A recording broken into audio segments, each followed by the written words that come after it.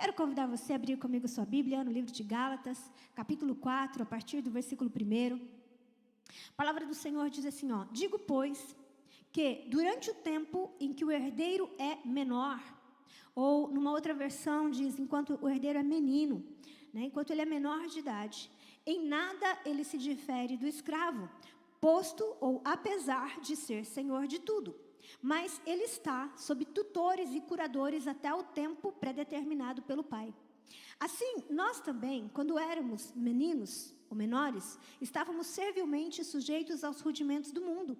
Vindo, porém, à plenitude do tempo, Deus enviou o seu Filho, nascido de mulher, nascido sob a lei, para resgatar os que estavam sob a lei, a fim de que recebêssemos a adoção de filhos. E porque vós sois filhos, enviou Deus ao nosso coração o Espírito do seu Filho, que clama, Abba, Pai. De sorte que já não és escravo, porém filho. E sendo filho, também herdeiro por Deus. Glória a Deus. Você quer que o Senhor fale com você nessa manhã? Eu também. Então vamos pedir isso para Ele? Feche seus olhos, faça uma oração para que o Espírito Santo fale ao seu coração e diga para o Senhor que o seu coração está pronto. Pai, nessa manhã, nós nos rendemos diante da Tua presença, como nós temos feito nessa adoração. E nós queremos Te pedir que o Senhor fale conosco, como só o Senhor pode fazer. Pai, eu quero Te pedir que o Teu Espírito, que Te revela a nós, possa continuar falando aos nossos corações. E que haja uma palavra rema, uma palavra revelada do céu ao nosso espírito. Pai, que o Senhor possa ir onde as minhas palavras não conseguem chegar. Pai, que nessa manhã seja uma manhã de rompimento, seja uma manhã de quebrar cadeias, de quebrar grilhões, de quebrar falsos conceitos. Que essa seja uma manhã onde nós possamos virar a chave e mudar de fase na nossa vida. Eu quero Te pedir, Espírito Santo, que o Senhor possa gerar no nosso coração aquilo que só o Senhor pode fazer. Porque quanto a nós estamos prontos, nós estamos sedentos. Nosso coração está como terra boa para receber essa boa semente, no nome de Jesus. Amém? Glória a Deus. Queridos, esse texto é um texto que eu amo de uma maneira muito especial, por causa da revelação que ele traz a nós. E ele vem trazer também uma coisa muito interessante, que é a revelação do que Deus quer de nós. Você sabe que se existe uma coisa que Deus deseja para todos, é que todos sejam salvos. Amém? Você crê nisso? O primeiro grande propósito de Deus para nós é a salvação. Mas o segundo propósito de Deus para a nossa vida, tão grande quanto esse, é o crescimento. Nós precisamos crescer. Muitas vezes a gente acha que depois que a gente vem e a gente entrega a nossa vida para Jesus, acabou. E na verdade não acabou nada, está apenas começando. Você sabe que esse texto vem dizer para nós que nós fomos adotados como filhos. Quando você recebe Jesus, você se torna filho de Deus. Tem algum filho de Deus aqui? Eita, glória a Deus! Nós somos filhos de Deus. Agora, olha que coisa interessante. A Bíblia, ela traz para nós duas palavras para filhos. Eu já preguei sobre isso aqui, talvez você tenha visto algum estudo, Se você é aluno do Carisma, você sabe disso. Mas existem duas palavras para filhos. Existe a palavra teknon e existe a palavra huios ou huios. A palavra teknon é a palavra que João 1, capítulo 1, versículo 12 diz: a todos quanto receberam, deu-lhes o poder de serem feitos filhos de Deus. Beleza, recebi Jesus, eu sou filho de Deus. Só que esse filho aqui é teknon. O que é teknon? É alguém que nasceu. É alguém que nasceu. Então, se você tem um filho de 1 ano e se você tem um filho de 18 anos, os dois são seus filhos. Se você tem um filho de 30 anos e se você tem um bebê de 8 meses, os dois são seus filhos. Mas existe uma diferença entre eles. E é isso que a palavra de Deus ela nos ensina. Que quando nós recebemos Jesus, nós nos tornamos teknon. Nós nos tornamos recém-nascidos, nós nascemos para Deus. Porém, queridos, o desejo de Deus não é que a gente simplesmente nasça. O desejo de Deus e é uma necessidade do Senhor que nós nos tornemos ruiós, que nós nos tornemos filhos maduros. Esse texto que nós lemos aqui, ele fala que nós, como filhos de Deus, nós nos tornamos herdeiros de Deus. Só que a palavra que ele usa para filho, todas as vezes que a Bíblia usa a palavra filho para Jesus, está falando de um filho maduro. Está falando de um filho que não falta nada. E se a gente pudesse, né, dar um significado para essa palavra ruios, nós podemos dizer assim, alguém que pode ser facilmente identificado como filho de alguém por ter traços muito fortes de caráter ou personalidade do seu pai. O que Jesus fez nessa terra? O tempo todo ele estava apontando para o Pai. O tempo todo ele estava fazendo a obra do Pai. Jesus era um filho maduro, não lhe faltava nada. E porque Jesus era um filho maduro, nós vamos ver que Jesus ele vem estabelecer o quê? O reino de Deus. Então ele pode seguir. João capítulo 8, versículo 36 diz isso: se pois o Filho vos libertar, verdadeiramente sereis livres. E de novo, toda vez que a Bíblia fala de Jesus como filho, vai falar de um filho maduro. Lá em Romanos capítulo 8, nós não vamos ler isso agora, mas do versículo 14 ao 16, ele vai dizer isso para nós, que todos quantos são guiados pelo Espírito de Deus, são filhos de Deus. Então, esse filhos aqui é filho maduro. O que me torna alguém maduro é quando eu estou apto para fazer a obra de Deus. É quando eu estou apto para representar Jesus. Então, quando recebemos Jesus, nós realmente nos tornamos como criancinhas. Eu falo sempre isso aqui, né? Os pastores falam isso aqui para alguém que vem e recebe Jesus. Agora, olha comigo Efésios capítulo 4, e esse texto eu gostaria que você abrisse comigo. Efésios capítulo 4, versículo 11 e 12. Efésios capítulo 4, versículo 11.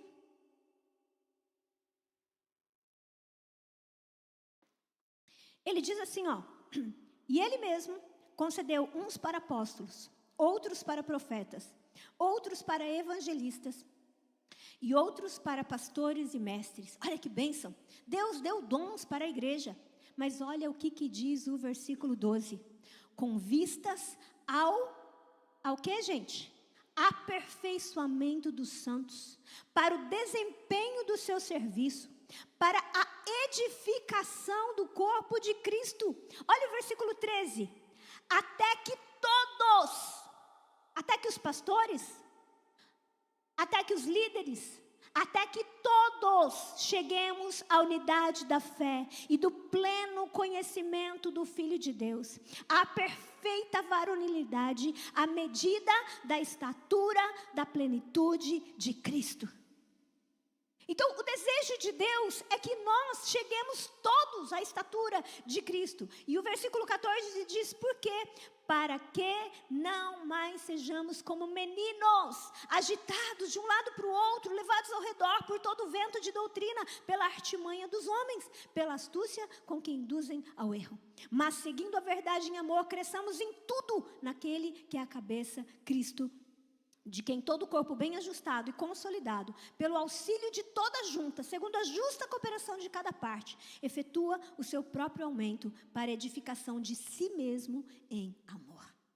Entenda isso. Então, o Senhor, Ele dá dons para a igreja. E para que Ele dá dons para a igreja? Para que o corpo seja aperfeiçoado, para que todos possamos crescer. Então, olha para quem está do seu lado e fala assim, eu preciso que você cresça. Fala assim, eu preciso que você cresça. E eu quero dizer algo mais para você. O rei conta com o seu crescimento. Por quê, queridos? Porque quando nós estamos falando do reino de Deus, e eu quero falar sobre isso hoje, o porquê que o Senhor precisa que a gente cresça, por que o rei conta com o nosso crescimento? Em primeiro lugar, nós precisamos entender que nós fazemos parte de um reino. É por isso que Gálatas 4:1 ele vem falar, enquanto o herdeiro é menor, ele não reina, ele não governa, ele não toma posse daquilo que Deus planejou para ele. Às vezes você olha para a palavra de Deus e você vê tantas promessas. Esse texto que nós lemos no versículo 16 diz que fala que os filhos de Deus eles são herdeiros, mas são os filhos maduros. Na verdade a herança é para todos, mas só vai tomar posse dessa herança aquele que for maduro.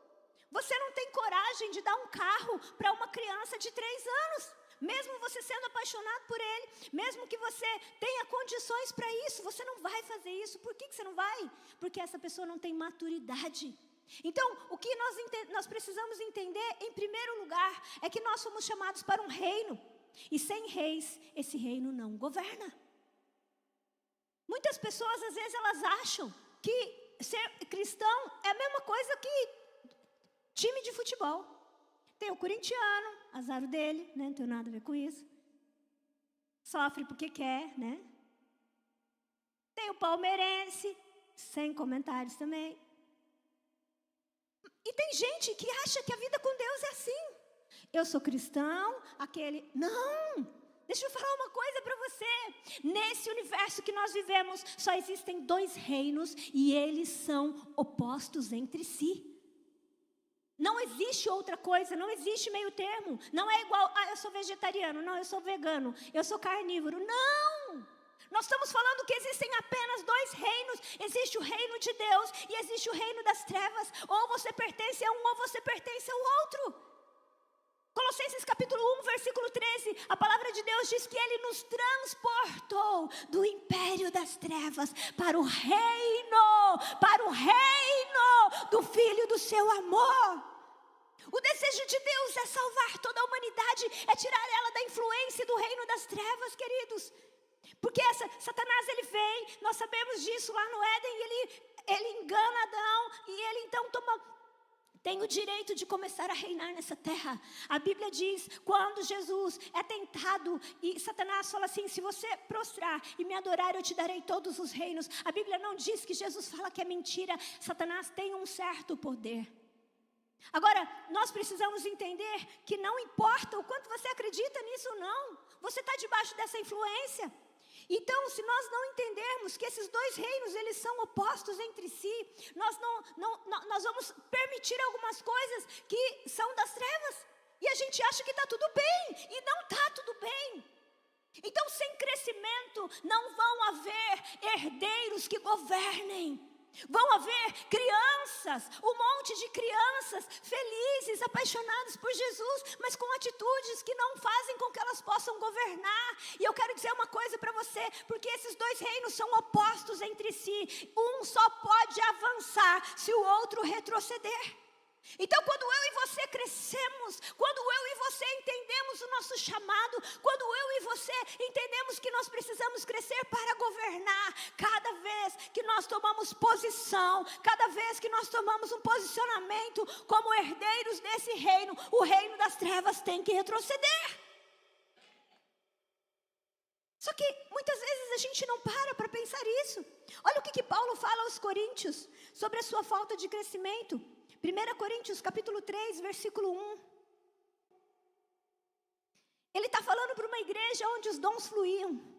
Ele diz, eu porém, irmãos, não vos pude falar como a espirituais, e sim como a carnais, como a crianças em Cristo. Paulo, ele está usando a palavra carnal e a palavra meninos em Cristo como 2 palavras que parecem sinônimos. A Bíblia apresenta 3 níveis para a vida do homem. O homem natural, que é aquele que não conhece Jesus, que ele anda de acordo com aquilo que ele vê, e ele está sujeito então ao império das trevas.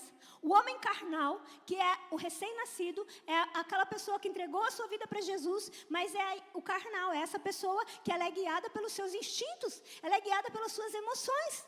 E existe o homem espiritual, que a Bíblia diz que ele discerne tudo e de ninguém ele é discernido. Nós precisamos entender que se nós não crescermos, nós vamos muitas vezes ter uma vida de carnalidade. E o que é uma vida de carnalidade?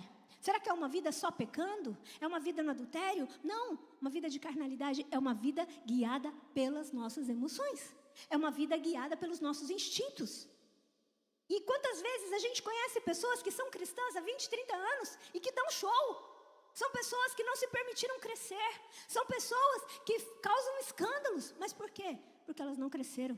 E elas não entenderam que elas fazem parte, elas estão sendo chamadas para um reino. Jesus, ele nos chamou para termos autoridade sobre tudo. Não é isso que Mateus vem dizer para nós? Jesus diz assim, e eis que vos dei autoridade sobre serpentes, escorpiões. Jesus nos deu autoridade sobre coisas naturais e espirituais, mas queridos, se nós não governamos nem a nós mesmos, se nós não temos autoridade nem sobre nós mesmos, como nós vamos ter autoridade sobre coisas espirituais?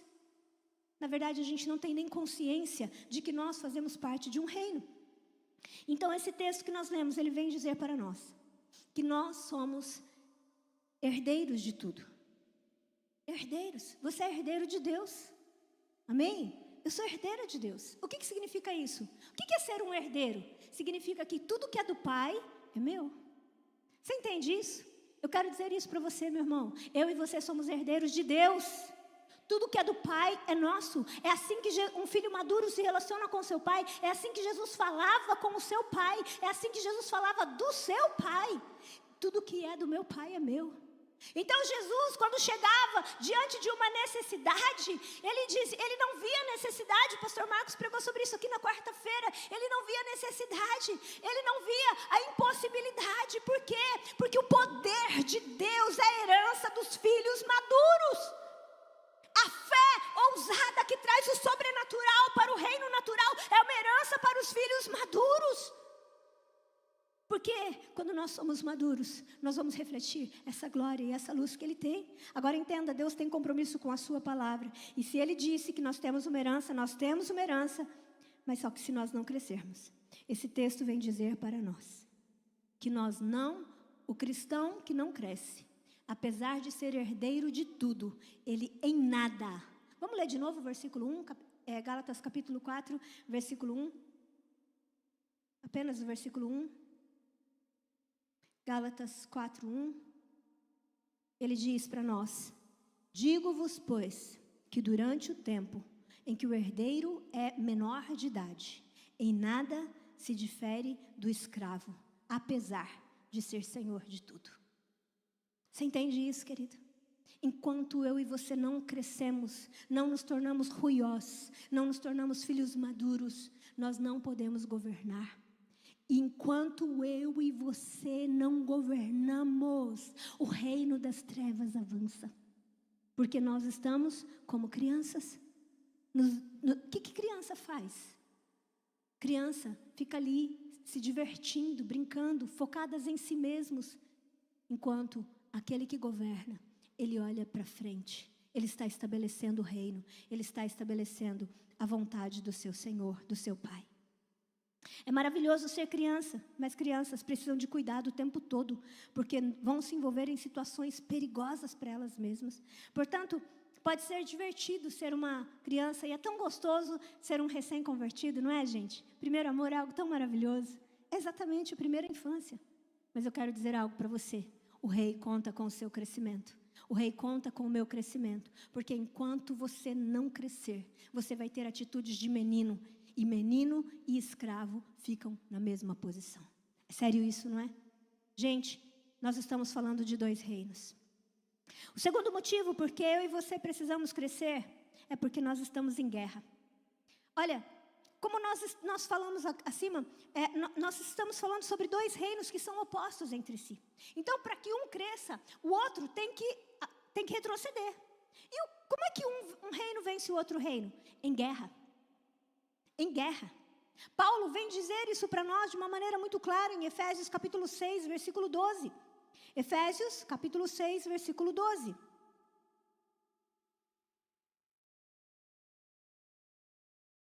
Vamos ler juntos? Porque a nossa luta não é contra carne ou sangue, mas sim contra o quê, gente? Me ajuda aí? Abre sua Bíblia aí, que acho que o projetor hoje não quer ajudar nós, né? Então, abre sua Bíblia aí, muito importante. Efésios 6:12, nem que seja no seu aplicativo. Me ajuda aí. Porque a nossa luta não é contra carne e sangue, e sim contra principados, potestades, contra os dominadores desse mundo tenebroso, contra as forças espirituais do mal nas regiões celestes. Então, eu preciso dizer algo, eu e você precisamos crescer, porque nós estamos em guerra. E tudo que o diabo quer é que as pessoas achem que ele não existe, apesar dele estar se revelando de uma maneira assombrosa nesses últimos dias. Está aí, eu não sei se deu certo, se não deu, mas estava uma aprovação para no próximo domingo, dia 13 de agosto, ter em São Paulo uma passeata dos satanistas. Nós vimos na última eleição o quanto as pessoas que são dedicadas, né, ao satanismo e umbanda e feitiçaria e todas essas coisas se manifestaram fizeram as suas ofertas. Queridos, nós estamos em guerra.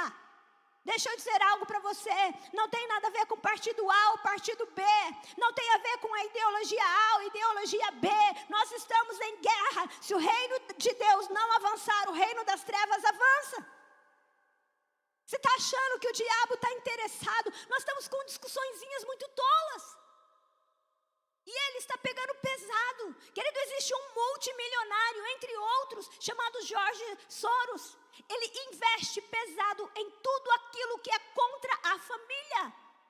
Você está achando que esses filmes que você assiste não são financiados por pessoas? São financiados por pessoas que querem destruir o padrão da família. Isso está na agenda do inferno. Isso está na agenda das trevas. Nós estamos em guerra. E quando eu e você não entendemos isso, a gente acha bonitinho esses filmes. Ai, não tem nada a ver. Nós não estamos entendendo que Satanás está querendo avançar. Nós precisamos crescer. O rei conta com o meu e o seu crescimento para que a gente possa discernir as coisas espirituais. E às vezes a gente fica brigando entre si. Tem um livro maravilhoso que eu super recomendo para você, chamado A Isca de Satanás, de John Bevere. E a temática desse livro é o quê? A ofensa. Querido, tem muito crente desviando porque está ofendido. Tem muitas pessoas, recém-nascidos, muitos tecnons, que não estão crescendo e de repente se frustraram por causa de uma coisa, por causa de um comentário, por causa de não sei o quê. Mas não estão entendendo que na verdade Satanás lançou uma isca para que ele morda e ele pare. Deixa eu dizer algo para você. Você é herdeiro de Deus e o diabo quer parar você. Porque quando você entende quem você é e você toma posicionamento, ele tem que retroceder. Entenda isso, há algo derramado sobre a sua vida, sobre a minha vida, que é uma autoridade vinda do céu. Mas se a gente não crescer, a gente não vai entender o que é e a gente não vai se posicionar. Paulo ainda vem dizer em 2 Coríntios, capítulo 10, versículo 3 e 4. 2 Coríntios. Capítulo 10, versículo 3 e 4. Olha o que ele vem dizer para nós.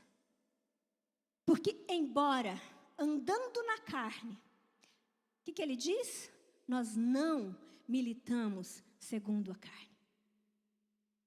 Agora olha o que ele diz no versículo 4. Mas as armas da nossa guerra, as armas da nossa milícia não são carnais, mas elas são poderosas em Deus, para destruir fortalezas, para anular sofismas, anulando sofismas e toda altivez que se levante contra o conhecimento de Cristo e levando cativo todo pensamento à obediência de Cristo. Querido, as armas da nossa guerra não são carnais. A nossa guerra não é carnal, nós estamos em guerra, mas eu e você recebemos da parte de Deus todo o armamento que nós precisamos para avançar. Meu irmão, deixa eu dizer algo para você. Quando você ora, o reino de Deus é estabelecido. Quando você levanta suas mãos, o reino de Deus vai sendo estabelecido. Quando você começa a cantar louvores a Deus, você traz uma atmosfera celestial para todo lugar aonde você está.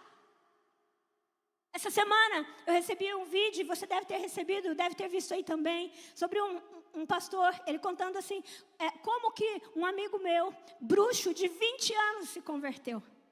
Ele falou que ele se preparou um ano para fazer um trabalho de feitiçaria.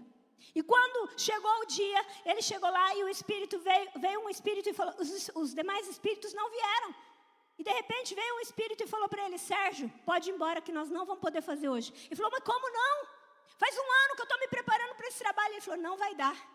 Porque lá em cima, naquela casa lá, tem uma mulher que Deus revelou para ela o que nós iríamos fazer aqui. E aquela mulher está com mãos levantadas.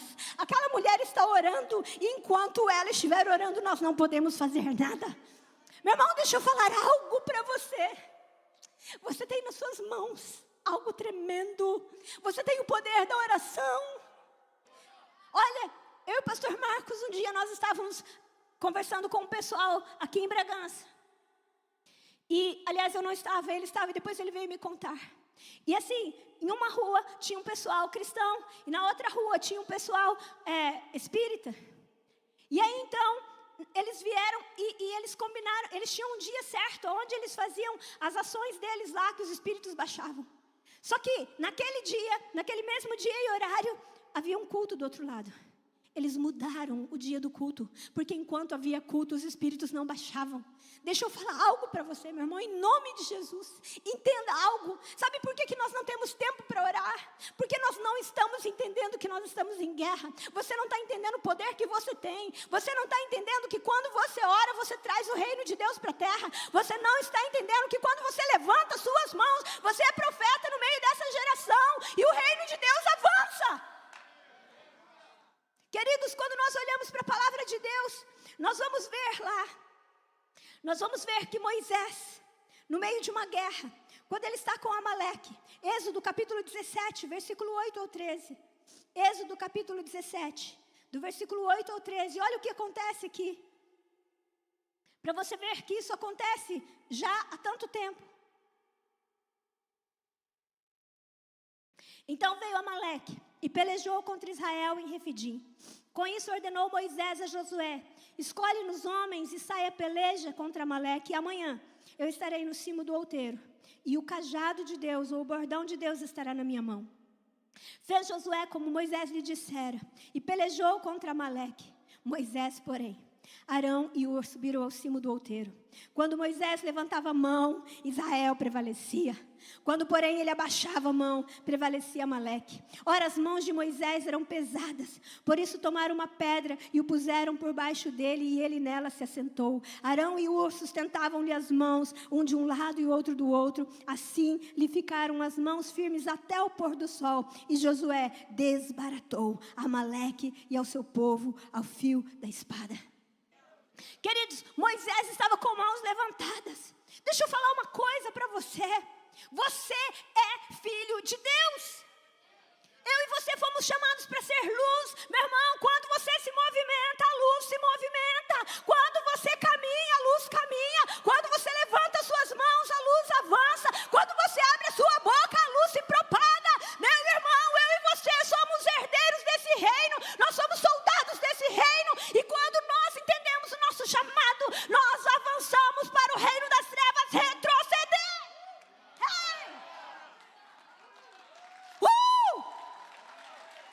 Entenda algo. Quando você vem na igreja, meu irmão, você não está cumprindo o ritual. Quando você canta, você não está cumprindo o ritual. Você está mudando a atmosfera.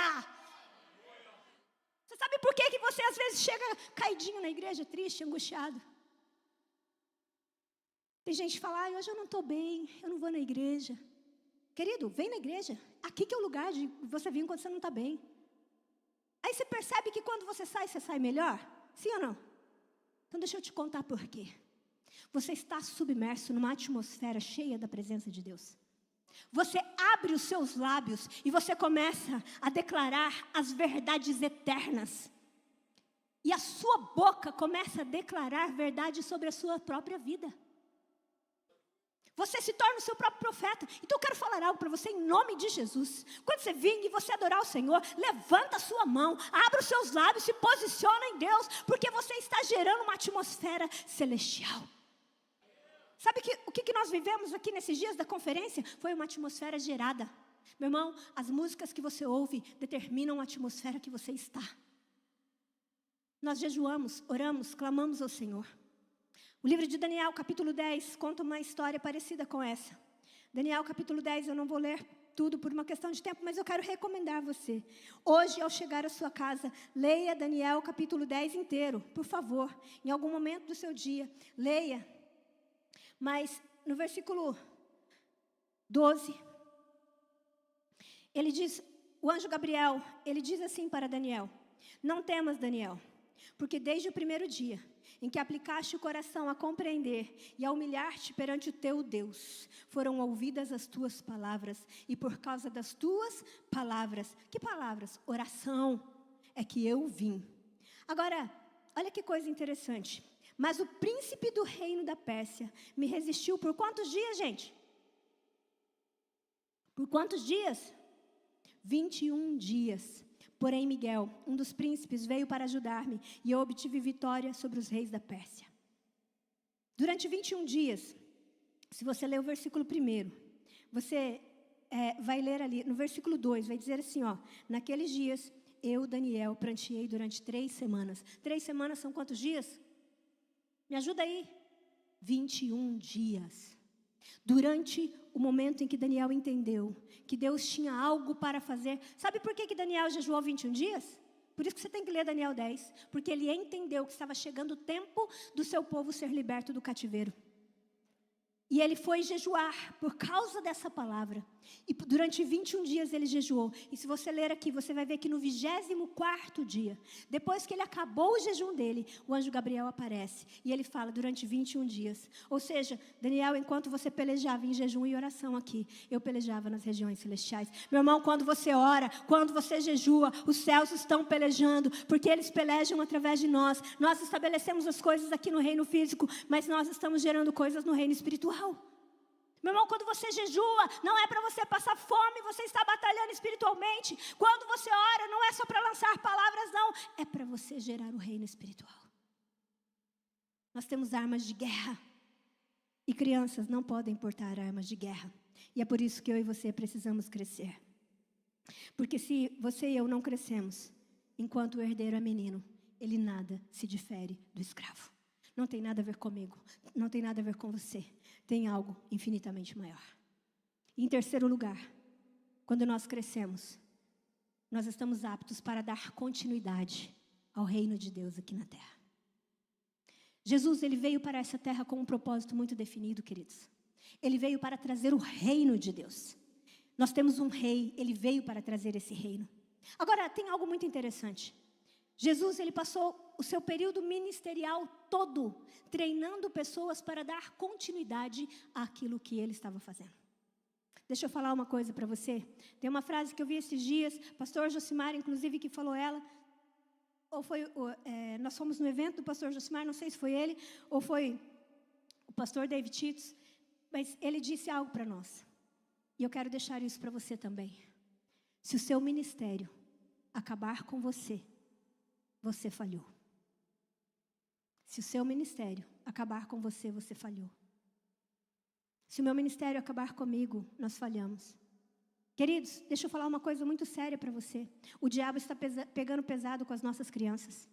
O diabo está pegando pesado com os nossos adolescentes. Mas pesado. A primeira pessoa que me chamou a atenção para isso foi um ministro de louvor. Eu não lembro o nome dele agora, mas ele era um ministro de louvor lá da Lagoinha. E uma vez nós fomos num evento em São Paulo e ele falou o seguinte: Satanás está colocando na boca das nossas crianças a boquinha da garrafa, funk. Está deixando as nossas crianças com uma fala prostituída. E nós achamos bonitinho, batendo palma. E a gente vem para a igreja e vai ensinar as crianças musiquinha infantil. Essa criança, ela já cresce com toda essa pegada.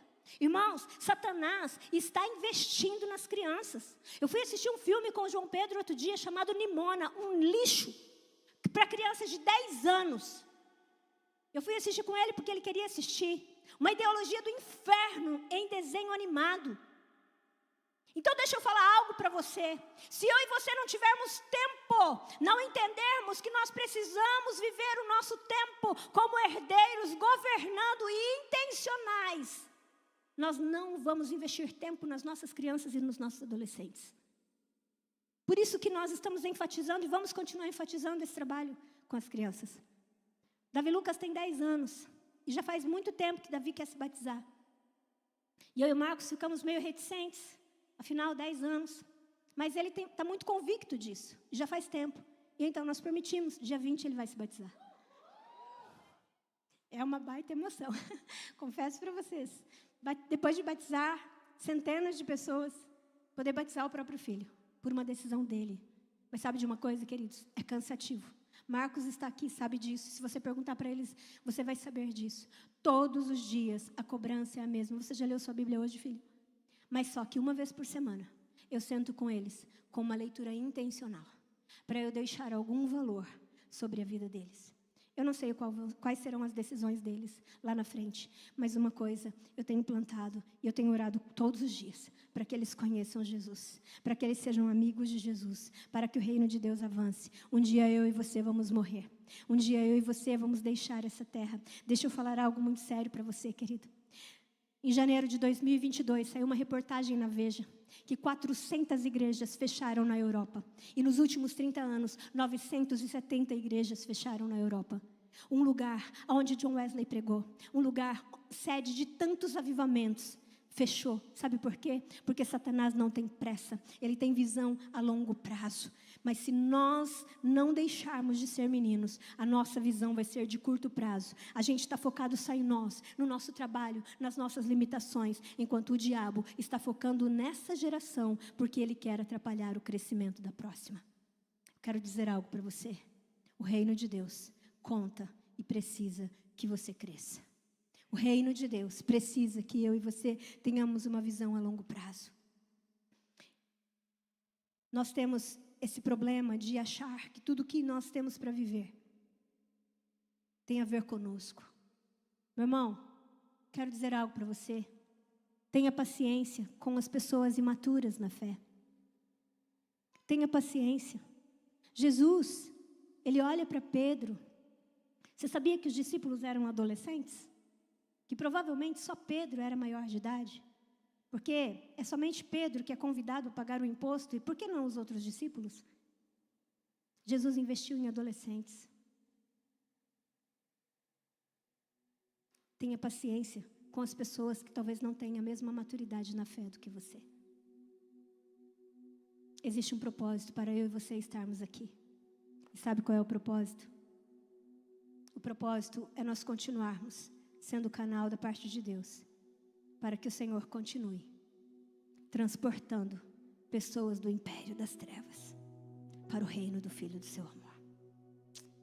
E Ele conta comigo, Ele conta com você. Deus não vai mandar um anjo. Deus não vai mandar um anjo. Ele precisa de mim, Ele precisa de você. Sabe, eu quero dizer algo para você.